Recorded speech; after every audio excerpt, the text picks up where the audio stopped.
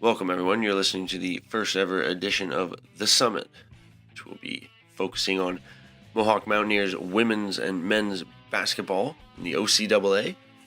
I'm Nick Birnie. I'm your host. I host the M-Link channel, play-by-play for the men and women's basketball teams for Mohawk Mountaineers on YouTube. And today will be the first edition of The Summit podcast, which will be covering both teams and how their seasons have gone so far, this being the 2016-2017 OCAA men and women's basketball campaigns.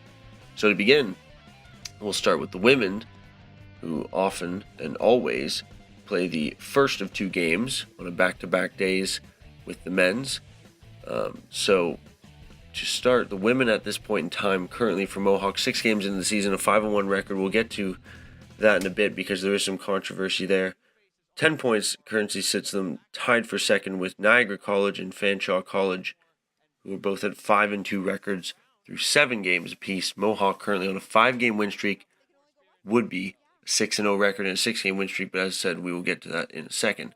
So not a bad start for the Mountaineers this season, coming off 3 straight second-place finishes in the last 3 years in the OCAA with silver medals, including last year's finals loss to Humber College.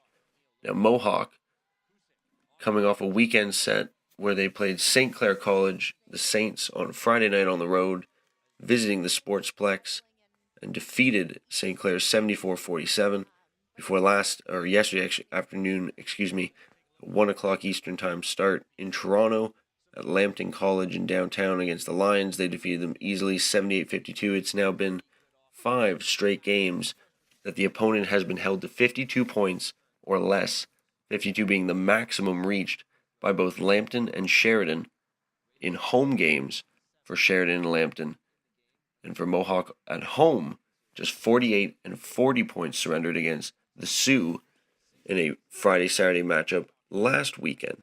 So the Mountaineers have been off to a terrific start in terms of playing great defense. Sam Pockernick does lead the team in points per game and has quite a few more points per game than the second, third, or fourth options, Stephanie Rymack, Shannon O'Neill, and Hunter Johns. Also, surprisingly, on the rebounding side of things, or more defensive side of things, Jasmina Kucic has found herself leading the team at 10.8 boards a game. Considering she is a rookie, it's pretty impressive. In very little time getting used to action, she has joined the starting lineup now as a full-time starter and as well been a full-time contributor. Also very impressive for the women's team has been the fact that, as mentioned earlier, the defense has been so stellar for now 4 to 5 consecutive games of shutting opponents down. And as we move forward in the season, it'll be interesting to see if the women's team can compete at this kind of level and hold teams to under 55, under 60 points, which would oftentimes lead to easy games on the offensive end for victories because defense turns into offense. And as we've seen a lot of times on M-Link when watching in the first few home games of the year, whether it was Niagara College in the home opener or the 2 games against the Cougars, we've seen games where fast break points have turned into quick buckets that have demoralized the opponent. And against Sioux, especially in the 82-40 Friday night victory or even the 69-48 Saturday afternoon defeat, the Cougars defeated themselves early on by falling behind by 5, 10, 15 points, creating an early deficit due to the fact that they were not able to find ways to score, and turnovers led to quick, easy baskets on the other end. And we saw Sam Pockernick has a very good shooting percentage this year, and not to knock any of it, but a lot of her shots have been in close because she's finishing those fast break points with terrific fast break finishes on lay-ins, getting to the basket and earning the extra foul. There's also been some pretty terrific shooting performances from other players on the team, like Shannon O'Neill and Stephanie Rymack from beyond the arc, but we haven't exactly seen, and even Hunter Johns has had some terrific shooting nights on occasion catching fire to score 10 points plus in a quarter. But no one has necessarily grabbed the reins and scored a 30-point game or exploded yet on the team Shannon O'Neill had a very strong preseason, and Kevin Duffy expected, I think, maybe slightly more scoring from her, but not to say that she hasn't been doing enough. It's simply the way that the offense works. She is so good at passing, with her 3.5 assists per game being team lead as well, that she has just been more of a supplier than maybe first expected at the start of the season. And as well, the appearance of Jasmina Kusic on not only the starting lineup, but also to be a performer at a high level, being the leading rebounder on the team as a rookie. Something else to add to that flavorful bonus, if you want to say. We didn't expect such performances, and we also maybe didn't we expected more in terms of offense from other players, but it's balanced itself out early. The fact that injuries have not been a part of the season early on, including the fact that Sam Pockernick, their leading scorer, as mentioned before, has come back from 2 concussions, or if you want to say 2 or 3, suffered within weeks of each other, 2-3 weeks time last season early on, that cost her the entirety of the year, almost about 15 games worth. This has been a really smooth transition for Sam coming back into the lineup, and that might be the most important thing for Kevin Duffy and the Mountaineers moving forward. They are 5-1 currently, and now to bring up the record again, and to bring up the fact that they are 5-1, not 6-0. What I wanted to talk about was that the Mountaineers have been appealing in the last week, and we still are not for sure yet on the final word from the OCAA. They're still going through the process of viewing and or overviewing the appeal from the Mountaineers, and Mohawk appealing that in the first game of the season against Niagara College, Kevin Duffy, who was suspended at the end of last season, the 2015-16 OCAA championship game against Humber College, in the loss he was suspended, and it was a 2-game suspension. He was then due to sit out the first 2 games of the season in the 2016-17 OCAA basketball year. That would have been Niagara College, the season opener, clearly the first game of the 2-game suspension. However, because the OCAA was, not to say tardy per se, but not quite communicated enough with Duffy and the Mohawk Mountaineers staff, or women's basketball team staff, and the college itself, word did not reach Duffy that he necessarily was needed to sit the first game of the year. Duffy more took it that he could sit when he needed or felt like. Not to say that he was in the right or the wrong, but that I am imagining that is the scenario, because Duffy chose to be at the game, as we saw. He was on the sideline, and he had not received word that he had to necessarily 100% sit out the game, so he did not. When on the sideline, as the first half came to an end, he was alerted that the second half he would need to sit out because he was supposed to be sitting this game. He chose not to. I'm not sure if that will harm their chances, but he decided he would not sit out. And due to that, even though the Mountaineers won the first game, it was later challenged and now written currently at this point in time as a loss 2-0. The points per game will stay, and the stats will stay for both teams in terms of team stats and individual stats, but the final scoreline right now is written as 2-0 due to the fact that the Mountaineers have been stripped of their win due to an ineligible coach on the sideline, is how it's currently being described. So the Mountaineers do not sit at 6-0 and undefeated as it stands right now. They are 5-1, but they are appealing the process, hoping to regain their win, and with that would actually move into first place, or a tie for first place, if they are given the 6th win with St. Clair, who was 6-0 prior to meeting them Friday night, and of course, 5-0 prior to meeting them Friday night and losing. St. Clair did get back on the winning track with a win Saturday afternoon, and it will be Mohawk facing off against Fanshawe College in their next matchup on the road Friday night, this next coming Friday at 6 p.m. in Fanshawe. And their next home matchup will be Tuesday night at the David Braley Athletic and Recreation Center against Redeemer, also a 6 p.m. tip-off. And that will end the November portion of the schedule for the women. Their final game of the first semester will be the only matchup of December on the road Wednesday night against Humber College in a rematch of the OCAA gold medal loss that the Mountaineers suffered for a 3rd straight year. last year to Humber. That rematch will go on the road against Humber, 6 p.m. Wednesday, December 7th.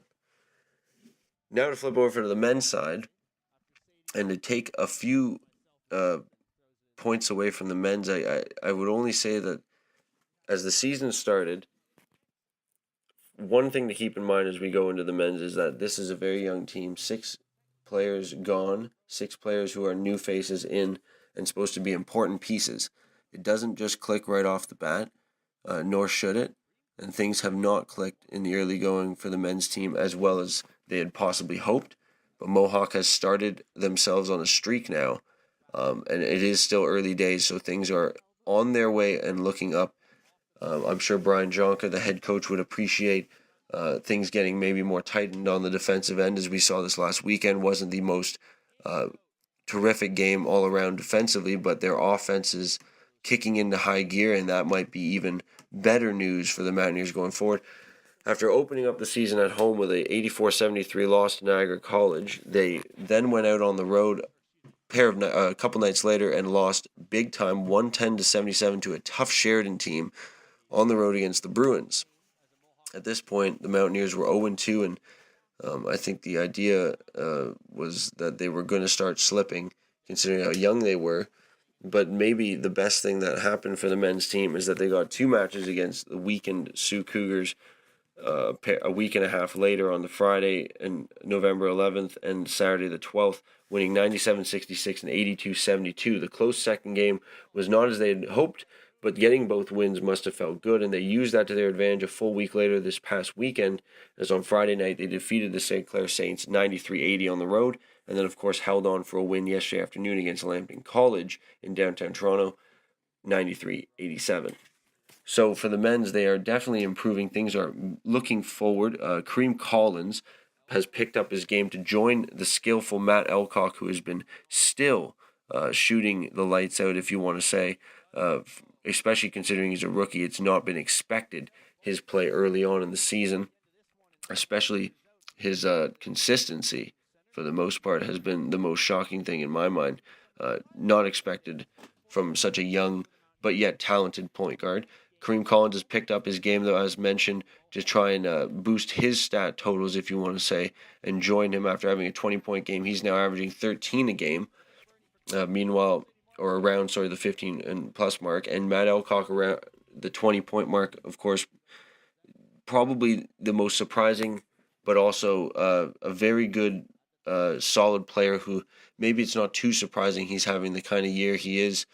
We should have maybe given him a little more credit, considering he has such a dominant shot and his preseason was so good.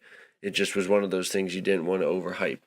Kareem has also had a great all-around game when you think about it. To go back to Collins for a sec, a lot of people have been maybe questioning, if you've watched the Mountaineers the past few years and how good Collins has been, what's wrong with Kareem this year on the offensive end. But when he's averaging 3.3 assists per game, he and Lamar have changed their games up to become better players. Lamar Barr now 5.8 rebounds a game. Kareem Collins 5.5 boards a game. They're 2 of the leading rebounders on the team, second and third. And then they're the 1-2 in assists, 3.3 for Kareem and 3 for Lamar. So they are doing other things, and Lamar Barr, of course, still averaging above 10 points per game. So they have been maybe 2 of the, if not better players, if not the best on the team around Elcock's scoring. You do have some great all-around play from Collins and Barr that has really helped out. It's been nice to see Ty Urich averaging near 10 points a game. His rebounds still sitting just under 5, but you know that will raise up to the 6 and 7 area, I imagine, as the year goes on. He looks very good for a young rookie. And as the Mountaineers move forward, point guard Jordan Martin is one to watch. Very good ball handler, very skilled, can do things on the court that make you say, wow, just simply put. But at the same time, very smart defender and very good defender, because he hustles and he keeps his feet in front of his man. He keeps great body position. And he's always forcing defenders to make the extra look, keep your head up, because he is so active with his hands. To be just staring down the man you're going to pass to. Jordan Martin is a guy who can read that with ease, and he's shown that in his ability to, maybe not with his steals per game, because he only is averaging a half steal a game, but a full block is what he's averaging, second on the team. Martin gets his hands on the ball, to say the least, and he makes it tough for the opponent who's bringing the ball up the court. So he's been a very good guard as a one guard, the point, matching up against the other team's ball handler. Another thing to keep in mind, Kareem and Lamar, 2+ steals per game for both. So if you're wondering, where's their game been? It has been on the other things. It has been creating turnovers, creating offense for their teammates. And maybe that's the best thing that this team could have had, because early on in the season it was more them trying to score and the other guys trying to feed off of that and see what would happen. And it wasn't working quite as well. Now it's them trying to feed the other guys and get it started through them. They'll be the extra. And the extra has been coming through, of course, as you mentioned, as I mentioned earlier, St. Clair's game. Kareem Collins ends up leading the squad with 20 points in a pretty even scoring game, but a high scoring game, just even scoring in the right manner for the Mountaineers. So they are now 4-2. They have improved their standing literally in the standings at 8 points in just 6 games played. Their 4-2 record has them currently sitting in a tie for second place with St. Clair Saints, Fanshawe College, and Niagara College. Sheridan Bruins are a perfect 5-0 and sit atop the division with 10 points. Humber is 2-2, sitting behind Mohawk. So some battles for Mohawk still coming up. They do have a matchup against Redeemer still, as well as Fanshawe. So a lowly Redeemer 1-2. Fanshawe, tough matchup. They're 4-3, trying to hop over them. And then, of course, the 2-2 Humber. As mentioned, Mohawk on a 4-game win streak, though, looking very good. Seneca College, though, 7-0, is undefeated. Centennial 6-2. George Brown 5-1. Some of the big teams to keep an eye on, if you, so to speak, in the men's basketball pool, considering that Mohawk trying to make a run here in the OCAA. And if you're Brian Jonker, and even going back to the women's side, if you're Kevin Duffy and you're looking at tough opponents that you want to see on the other side, and match yourself with St. Lawrence College in the women's division 7-0, Durham College on the other East Division like St. Lawrence 5-1. Lots of tough opponents that they will meet down the road, but winning the West Division for Mohawk College in the men and women's will be tough. It's not going to be easy. The St. Clair Saints in the women's division, Niagara College and Fanshawe and Humber, of course, at a perfect 4-0. We've only played 4 games, will be tough opponents. And in the men's division, as just mentioned, Sheridan College, St. Clair, Fanshawe, Niagara, and Humber, who haven't quite maybe gone off to the start they wanted like Mohawk did, will be the ones that will be there at the end of the year when it comes time to decide the OCAA champion. Thank you for joining the first ever podcast version of the Summit, the Mohawk Mountaineers men and women's basketball coverage podcast, where we go in depth on what is happening on a weekly basis with the men and women's basketball teams at Mohawk College. So catch us anytime. Our next game will be Tuesday night on the 29th of November, and that will be a matchup against Redeemer College, and that will be 6 p.m. first tip for the women's and 8 p.m. first tip for the men's. And you can catch it live on MLink channel on YouTube. As well, Ignite News for all the articles and daily game recaps and information on the team can be found there. Thank you for watching and listening, and take care.